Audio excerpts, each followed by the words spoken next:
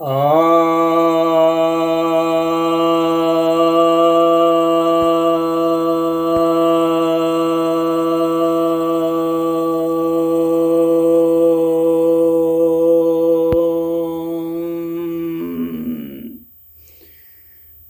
भक्तजनों को सप्रेम नमन। भक्तों, आज मैं आपके समक्ष महर्षि पतंजलि द्वारा रचित योग सूत्र ग्रंथ के दूसरे अध्याय, जिसे साधन पाद भी कहते हैं, के 46वें सूत्र की व्याख्या करने जा रहा हूं। यह सूत्र कहता है स्थिर सुखम आसनम, अर्थात स्थिरता पूर्वक, सुख पूर्वक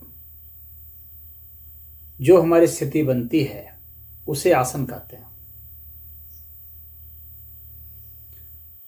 अर्थात हमारे शरीर के और मन के उस पोजीशन की बात यहाँ पर की जा रही है जिसमें कि हमारे में स्थिरता हो, सुख हो, शांति हो, यानी कष्ट नहीं हो। तो कुछ लोग ऐसे ऐसे आसन करते हैं जो बहुत कष्टकारी होते हैं, उनके लिए भी कष्टकारी होते हैं। तो वे आसन वास्तव में नहीं कहे जा सकते। शरीर की जो पोजीशन, जो पोज है शरीर का, उसमें स्थिरता होनी चाहिए।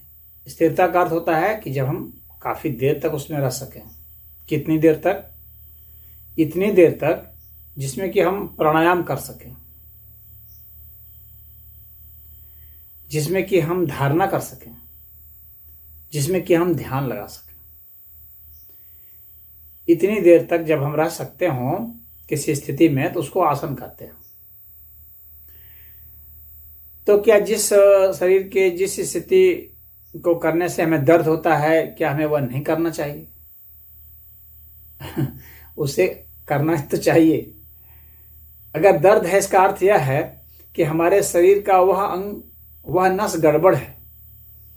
उस नस में, उस अंग में कोई न कोई दिक्कत है, तभी हमें दर्द कर रहा है, तभी हम उसमें स्थिरता पूर्वक नहीं रह पा रहे हैं, तभी हम उसमें सुख पूर्वक नहीं रह पा रहे हैं।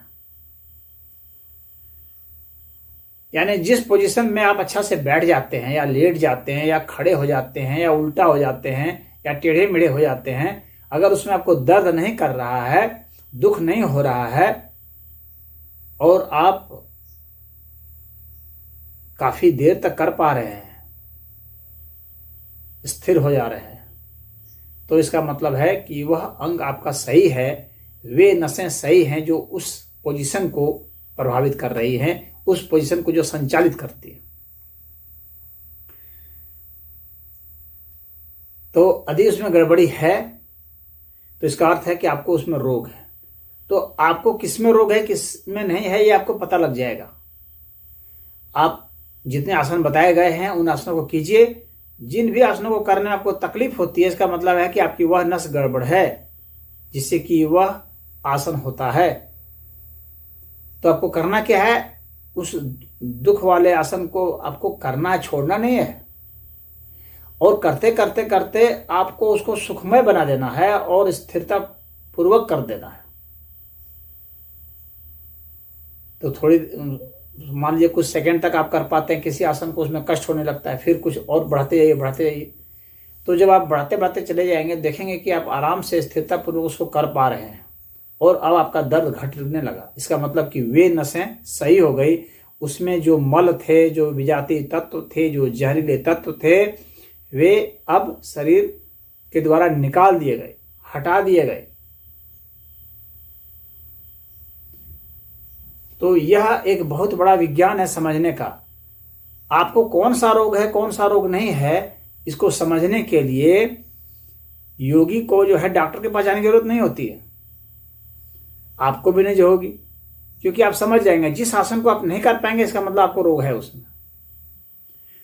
जब आप सब आसन कर लेते हैं, इसका मतलब आपको कोई रोग नहीं है।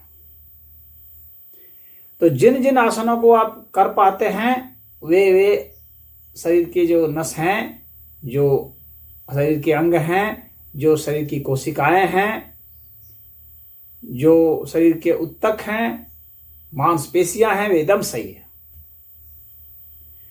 और जिनको आप नहीं कर पाते हैं वे गलत है, वे गड़बड़ है, वहीं रोग है, जड़ जमाए हुए है। अब आपको क्या करना है कि उसी को करना है। तो जब आप उसको करेंगे तो हो सकता है कि प्रतिक्रिया हो, जिद हो, आपकी जिद से वो प्रतिक्रिया हो सकती है। हो सकता है उसमें दर्द बढ़ जाए, हो सकता है सूजन हो जाए, हो सकता है ऐंठन हो जाए। मैंने चूंकि इस पर काफ़ी शोध किया है और बहुत हजारों लोगों का इलाज किया हूँ, तो पूरा मुझे अनुभव है इस चीज़ का। कितने लोग फिर दर्द से भाग जाते हैं कि दर्द बढ़ गया, फिर दवाई लेने लगते हैं, लेकिन फिर पुनः वे जो है वे दवाई से ठीक नहीं हो सकते। ठीक तो जब होंगे आसन से ही होंगे। अब उनको फिर से करना पड़ता है, फिर से वे होते हैं। अब आपको सही आसन चाहिए, कौन से आसन है इसकी तो खोज आपको करनी पड़ेगी। तो सही जो सदगुरु है, जो योगी हैं, उनके सानिध्य में आप जो है योग को करें, सीखें, सही तरीके से करें, तो वे बता देंगे आपको। तो आपको कोई मतलब अंग भंग भी नहीं होगा, अंग भंग भी नहीं होना चाहिए। तो ऐसा इसलिए तब हो पाएगा जब आप सही मार्गदर्शक के अंतर्गत ये सब कर रहे हो। तो एक अच्छे मार्गदर्शक की आपको जरूरत पड़ेगी और चाहिए भी। बिना सही योग विद्या में जो निपुण नहीं हैं उनके अंतर्गत आप ना करें। लेकिन पतंजलि जी ने यहाँ पर सूत्र अच्छा से दे दिया है किसी भी समझदार के लिए कि आसन वही है जो स्थिरता पूर्वक और सुखपूर्वक किया जाए। तो जब उस आसन को आप एकदम स्थिरता से कर सकते हैं, मनोयोग से कर सकते हैं, आपको उसमें सुख शांति महसूस होने लगेगी, तो आप समझ जाइए कि वह आसन आपका सही है। तब आप आसन कर रहे हैं। और आसन सिद्ध कब होगा? जब आसन आपका 3 घंटे के आसपास हो जाए। किसी किसी के तो ये ध्यान आसन सिद्ध हो जाता है, किसी किसी केस में यह 1 घंटा है। तो ये जो 1 घंटा की जो प्रक्रिया है, इसके लिए आप प्राणायाम वगैरह कर सकते हैं, प्राणायाम के लिए हो सकता है। और जो 5 मिनट 3 मिनट जो किए जाते हैं, तो वह जो है सामान्य रूप से आसन माने जाएंगे। लेकिन जिस आसन को आप 3 मिनट नहीं कर सकते हैं, वे आसन नहीं माने जाएंगे। यानी 3 मिनट तक आपको करने की शक्ति हासिल करनी है हर हाल में। यदि ऐसा कर पाते हैं तो वह आसन है। इतना स्थिर तो आपको होना पड़ेगा कि 3 मिनट तक उसको कर सके और सुखपूर्वक कर सके। यानी उसमें कोई क्लेश उत्पन्न ना हो, कोई दुख कष्ट नहीं हो, मुस्कुरा कर सके, मजे में कर सके, तो वह आसन कहलाएगा।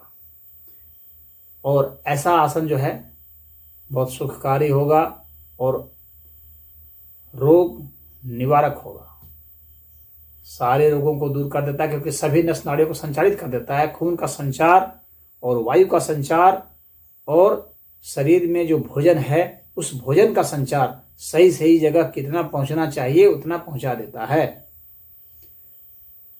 और यही वास्तविक फिटनेस है। आप फिट हैं कि नहीं फिट हैं, इसका पता आसानी से आप लगा सकते हैं। यदि आप सारे आसन कर सकते हैं तो आप फिट हैं, नहीं कर सकते हैं तो आप अनफिट हैं। आप जिम में जाने से फिट नहीं होंगे, खेलने कूदने से फिट नहीं होंगे। योग की भाषा में यदि आप आसन सारे कर पाते हैं तो आप फिर शारीरिक रूप से फिट हैं। और आसन करते हैं मतलब स्थिरता पूर्वक और सुख पूर्वक करते हैं, तो आप फिट हैं।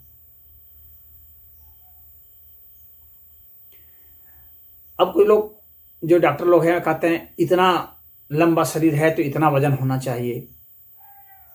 तो वे लंबाई के हिसाब से वजन निर्धारित कर दिए, उनके पास कोई इसका पैमाना नहीं, स्केल नहीं है, बस एक एवरेज निकाल लिए सब मनमाने ढंग से। उनसे पूछा जाए कि आप किस आधार पर कह रहे हैं कि इतना लंबा होने पर इतना वजन होना चाहिए, आपके इसके पीछे क्या बेस है, वे बता नहीं पाते हैं। मैंने बहुत डॉक्टर से पूछा है, आप भी पूछ के देखें। कि इतनी लंबाई अगर होगी तो इतना ही वजन होना चाहिए, इसके पीछे आपका लॉजिक क्या है, क्यों इतना होना चाहिए, कैसे आपने आंका? योग के हिसाब से जब आप सारे आसन कर लेते हैं, सारे आसन करने के बाद जो आपका शरीर का वजन बचता है वही वास्तव में आपका वजन होना चाहिए। आप मोटे हैं कि पतले हैं, आप में वजन सही है कि नहीं है, इसका पता इसी से चलेगा कि आप सारे आसन कर पाते हैं कि नहीं। जब कर लेते हैं और उनको कर लेने के बाद आपका शरीर में जितना मांस बच जाता है, जितना फैट बच जाता है, जो कुछ भी बच जाता है, इसका मतलब उतना ही सटीक वजन है और अब आप रोग मुक्त हैं। रोग मुक्त होकर के शरीर में जो मांसपेशियां, जितनी मांसपेशियां बचती हैं, जितने फैट बचते हैं, जितने खून बचते हैं, जो कुछ भी बचता है वो उचित है, वही सही है, वही वास्तविक स्केल है। तो मैं मेडिकल साइंस वालों के लिए भी यहां पर एक स्केल बता रहा हूं। यही स्केल, वे पैमाने आंकें देखें। सभी आसनों को कर लेने के बाद जो बच जाता है वह वास्तविक वजन है, वही एग्जैक्ट वजन है उतनी लंबाई वाले के लिए। और इस हिसाब से जब आप स्केल पैमाना निकालेंगे और तब जब आप किसी का आंकेंगे तो वो एकदम सही होगा और उस स्केल में जो आ जाएगा वो व्यक्ति एकदम स्वस्थ होगा, उसको रोग हो ही नहीं सकता। जब भी रोग होता है तो हमारे शरीर में कुछ ना कुछ परिवर्तन तो हो ही जाता है, तो ही रोग होता है। बैलेंस से हम इधर उधर हो जाते हैं, तो बैलेंस से जब इधर उधर हो जाते हैं तो हमारे शरीर में या तो खून बढ़ जाएगा या खून घट जाएगा, या मांस बढ़ जाएगा या मांस घट जाएगा, या हड्डी बढ़ जाएगी हड्डी घट जाएगी, या वसा बढ़ जाएगी वसा घट जाएगी, कुछ ना कुछ तो ऐसा हो जाएगा।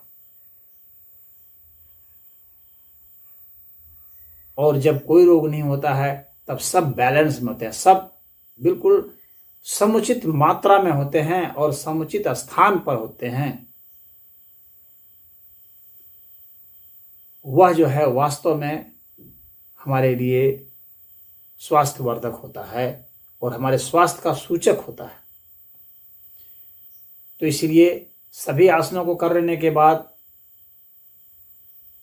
कोई रोग नहीं रह सकता। हर रोग के लिए कोई ना कोई आसनों का समूह होता है। इसलिए जो जानकार हैं वे वैसे समूह को या वैसे आसनों को बताते हैं। तो हमारे वीडियो वैसे काफ़ी योगासनों के पड़े हुए हैं, आप उनको देख सकते हैं, आपको जो भी बीमारी है। लेकिन यदि उन सारे आसनों को बीमारी के लिहाज से नहीं करके आप सभी आसनों को करते हैं साधना के लिहाज से, तो बीमारी अपने आप हट जाएगी। आपको बीमारी के बारे में अत्यधिक सोचने की जरूरत ही नहीं पड़ेगी। शुगर हो, ब्लड प्रेशर हो, चाहे कैंसर हो, चाहे ट्यूमर हो, चाहे पेट दर्द हो, या कोई भी बीमारी हो, पीलिया हो, या और भी जो भी बीमारियां आप जानते हैं, डॉक्टर जानते हैं, उन सबका इलाज संभव है। कुछ लोग यह पूछते हैं कि क्या योग से सबका इलाज हो जाएगा? तो फिर योग के जो लोग हैं वे आयुर्वेद दवाई की सलाह क्यों देते हैं? असल में योग जो है, आयुर्वेद भी एक योग है, वेद का अंग है, योग का अंग है वह। और हमारे शरीर को, हमारे शरीर के हर अंगों को और हमारे शरीर के जितने भी तत्व हैं उन सबको संयमित और नियमित करने के लिए आयुर्वेद का भी अपना योगदान है और उसकी बहुत बड़ी भूमिका है। इसीलिए दवाइयाँ दी जाती हैं। उनके साथ, योग के साथ आयुर्वेद चलना चाहिए और आयुर्वेद के साथ योग चलना चाहिए। बहुत सारे डॉक्टर हैं जो आयुर्वेद का उपचार कर रहे हैं, कुछ योग जानते नहीं हैं, बताते नहीं हैं, उन्हें पढ़ाया नहीं जा रहा है या बहुत हल्का फुल्का पढ़ाया जा रहा है, तो वे कुछ भी अपने मरीजों को नहीं बता पाते हैं, खाली दवाई दे देते हैं। दवाई से आपकी कमाई हो सकती है, मरीज ठीक नहीं हो सकता है।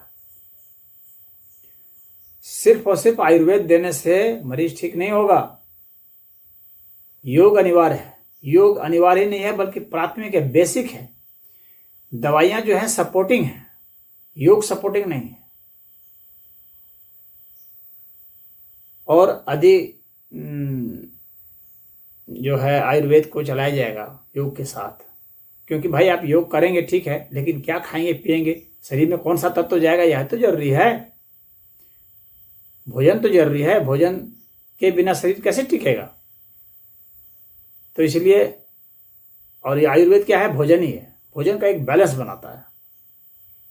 तो हम कौन सा भोजन करें कौन सा नहीं करें, कौन सा फल खाएं, फूल खाएं, कंद खाएं, मूल खाएं, तना खाएं, टहनी खाएं, पत्ते खाएं, क्या खाएं, कौन सा पदार्थ खाएं, यही आयुर्वेद है। तो आखिर वे सब तत्व शरीर में जाएंगे तभी तो शरीर के तत्वों का नियमन कर पाएंगे, जो बढ़ गया है घट गया है।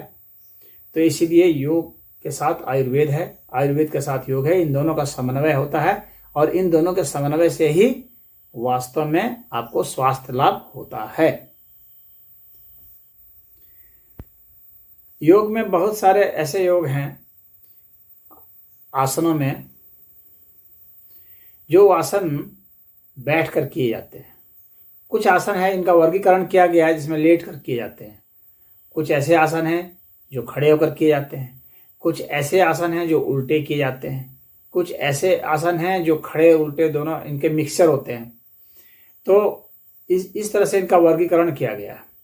तो आपको किस तरह से आसन करने चाहिए, तो यह मैं आपको यहाँ यह बता रहा हूँ कि पहले तो आप जो आपके लिए आसान हैं उनको कर दीजिए।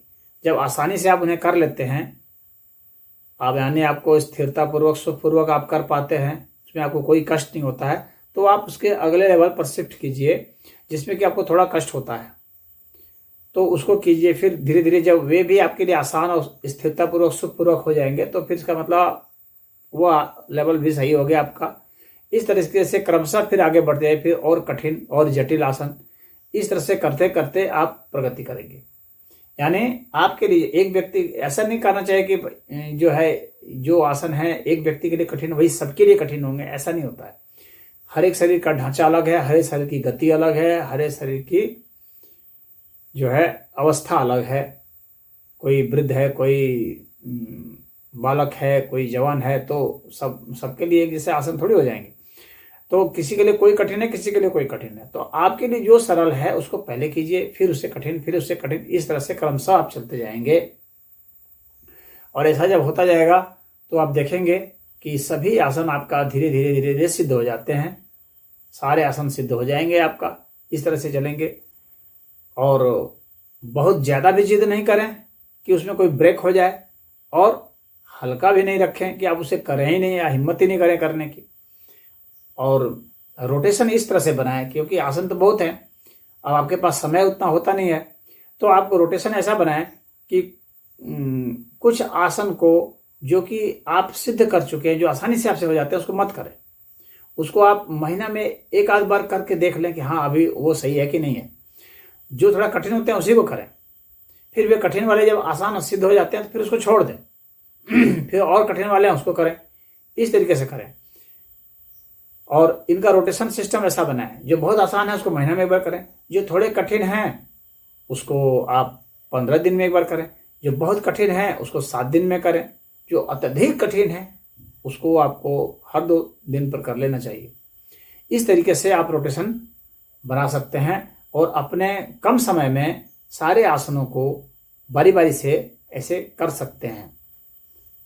तो ये आसन करने की आपकी जो है कला होगी और आपका इस तरह से प्रबंधन होगा कि आप इस तरह से आप आसनों को कर पाएंगे। और शरीर के लिए, आयु के लिए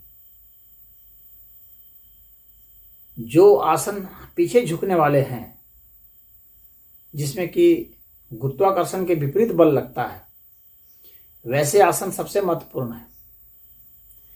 जितने कठिन आसन है जो नहीं होते हैं वे हमारे शरीर के लिए सबसे महत्वपूर्ण है। जितना कठिन है इसका मतलब है कि वहीं पर जो है रोग होता है। एक दूसरा, वहीं पर आयु भी होती है, सिर्फ रोग ही नहीं आयु भी होती है। तो हमारी आयु का जो केंद्र बिंदु है वो वही दुख दर्द वाले पॉइंट्स होते हैं, जिन आसनों को करने में हमें कष्ट होता है। तो यदि हम स्वस्थ रहना चाहते हैं और लंबी आयु जीना चाहते हैं तो हमें वैसे आसनों को करना पड़ेगा जो कठिन है। कठिन आसन ही हमें हमारी उम्र को लौटाते हैं। तो यदि आप अधिक लंबे समय तक युवा रहना चाहते हैं तो यह जरूरी है कि आप कठिन वाले आसन करें। कठिन वाले आसन करेंगे तो आप युवा बने रहेंगे। ये योग का विधान है, और अगर सारे आसन आप कर सकते हैं तो आप सदैव युवा हो सकते हैं। ये योग की गारंटी है। आपकी चाहे कितनी भी उम्र हो जाए, आप युवा ही दिखेंगे, और युवा वैसी शक्ति होगी। जितनी शक्ति आपको 25 वर्ष में आप महसूस करते थे, उतनी ही शक्ति आप जो है 75 वर्ष में भी महसूस कर सकते हैं। मैं अभी 55 वर्ष का हूं, लेकिन जितनी मेरे में ऊर्जा 25 वर्ष में थी, आज भी उसमें रत्ती भर भी कमी नहीं आई है।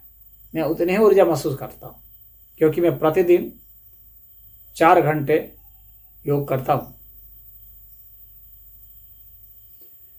तो यदि आप करेंगे तो आप निश्चित है आप में वह शक्ति आएगी। ये कुदरत जो है आपको वो शक्ति दे देती है, प्रकृति आपको वो शक्ति लौटा देती है, वो आपकी आयु लौटा देती है। तो जिस आयु का, जिस शक्ति का क्षय हो रहा था, उसको लौटाते जाएगी तब तक जब तक कि आप करेंगे। और आप कब तक करेंगे? क्या शरीर के हिसाब से करता आदमी? नहीं। यदि आपने ऐसा सोचा तो फिर आप एक गलत फहमी में हो जाएंगे। वास्तव में ये सारा खेल मन का होता है। मन की शक्ति ही वास्तविक होती है। मन यदि आपका हार नहीं मानता है तो आप करते रहेंगे। इसलिए अपने मन को मजबूत बनाइए। सारा खेल मन का है, इतना सदैव ध्यान रखिएगा। जब भी आपको कुछ आलस लगे, जब भी आपको कुछ प्रमाद लगे, जब भी आपको अकेलापन लगे, क्या अकेले करेंगे, कुछ लोग होते साथ में कर लेते, ऐसा नहीं, तो आप अपने मन को मजबूत कीजिए। सारा खेल मन का है। मन यदि आप मजबूत रखेंगे तो आप आसन कर पाएंगे, और कठिन से कठिन भी कर पाएंगे, और जितना कठिन से कठिन करेंगे उतने ही युवा आप बने रहेंगे। तो इसलिए आसनों की एक जो कैटेगरी है, जो युवा बनाने वाली कैटेगरी है, जो स्वास्थ्य देने वाली कैटेगरी है, वो कठिन आसन है। तो जितने कठिन आसन हैं वे ही सबसे महत्वपूर्ण है, और उस जो भी आसन जो है पृथ्वी की गुरुत्वाकर्षण शक्ति के विपरीत हैं, वे ही सबसे महत्वपूर्ण है। क्योंकि हम लोग इसी पृथ्वी की जो शक्ति होती है, गुरुत्वाकर्षण शक्ति, उसी के खिलाफ में खड़े होते हैं और अपना जीवन पाते हैं। और जैसे जैसे हम बुढ़े होते हैं, आप देखते होंगे कि हम झुकते चले जाते हैं और अंततः हम झुक करके मिट जाते हैं। तो इसी के विपरीत आपको खड़ा होना है। आपको झुकना नहीं है, आपको उल्टा झुकना है। ऐसा आप कर पाएंगे तो आप सफल हो जाएंगे। तो ये जो है आपका आसन करने का तरीका हो गया। और आसन तो आपको मैंने आसन की वीडियो में बताया भी है। सुबह और शाम दोनों समय आसन किए जा सकते हैं, लेकिन सुबह का समय सही होता है, ज़्यादा अच्छा होता है, शुद्ध वायु होती है। तो शुद्ध जो वायु वाले स्थान है वहाँ पर आप करें, खुले में करें, और शौच क्रिया से निवृत्त होकर के करें। हो सके तो नहा धो करके करें। यदि बिना नहाए धोए करते हैं तो फिर आसन करने के बाद फिर आप आधे घंटे बाद नहाया करें, तुरंत नहीं नहाया करें, अन्यथा आपको कई रोग हो जाएंगे, ये ध्यान रखें। और कंबल बिछा करके करें, नीचे ऐसे धरती पर नहीं करें, और चौकी वौकी पर आसन करने की कोशिश नहीं करें। समतल जमीन पर करें, जहाँ चौड़ाई हो, जहाँ अगर आप इधर उधर से कभी गिर भी जाएं देव संयोग से तो आपको ज़्यादा चोट ना लगे। यदि चौकी पर करेंगे तो आपको चोट लग सकती है। तो आसन संबंधित जो है इतना निर्देश मैं यहाँ पर आपको दे रहा हूँ। तो और आसन के लिए यह भी जरूरी है कि आप अच्छी नींद लिए हुए हों, आपका शरीर तरोताजा हो, और आसन के अनुरूप, योग के अनुरूप ही आप भोजन करें। अब मांस मछली अंडा मदिरा सेवन कर रहे हैं तो फिर आप योग आपसे क्या होगा। तो इसलिए आप अपने मन को मजबूत करें और अपने मन को नियंत्रण में लें और योग करते रहें। इससे इन आसनों को करते रहेंगे तो धीरे धीरे आपका मन मजबूत हो जाएगा, और तब आप आसानी से इन सबको कर भी पाएंगे। और इसका इसी क्रम से आप कैटेगरी बनाते जाएं आसनों का, और अपने लिए एक शेड्यूल बना लें और उस शेड्यूल के हिसाब से ही आप इसको करें। और करने के बाद जब आप अच्छा से थोड़ा सा सीख जाएं, ढंग का कर लें, अनुभव हो जाए, तो फिर मैं यह कहूँगा कि आप अन्य को भी सिखाएं, योगदान करें। तो योग का दान करें, वह योगदान आपका होगा और सबके हित का होगा। तो यही हमारी जो है आपसे जो है गुजारिश है, निवेदन है। और इस विषय में यदि और भी कुछ पूछना होगा तो आप कमेंट में पूछ सकते हैं, मैं आपको इसका उत्तर दूंगा। तो इसका ध्यान रखें, और तभी आप सुखपूर्वक रह पाएंगे। खाली योग करेंगे, मान लीजिए आप आसन और प्राणायाम कर रहे हैं, आपको भोजन मिल नहीं रहा है, तो क्या होगा? भोजन तो जरूरी है, और भोजन किस तरह से? जो आपके स्वास्थ्य के लिए हो, स्वास्थ्य के अनुरूप हो, उतनी मात्रा में हो और उस समय हो और उस प्रकार का हो। तो ऐसा पेय, भोजन का मतलब ऐसा खाद्य पदार्थ, ऐसा पेय और उस तरह की वायु वह भी है। तो हवा भी आपके वैसे ही होनी चाहिए। तो इस प्रकार से यह जो है शुद्धि होती है, शरीर की, इंद्रियों की, मन की, सबकी शुद्धि हो जाती है, हमारा शरीर स्वस्थ रहता है। तो तब हम सुखपूर्वक रहते हैं, स्थिरता पूर्वक रहते हैं, स्वस्थ रहते हैं। तो इसमें इतना ही। ओम।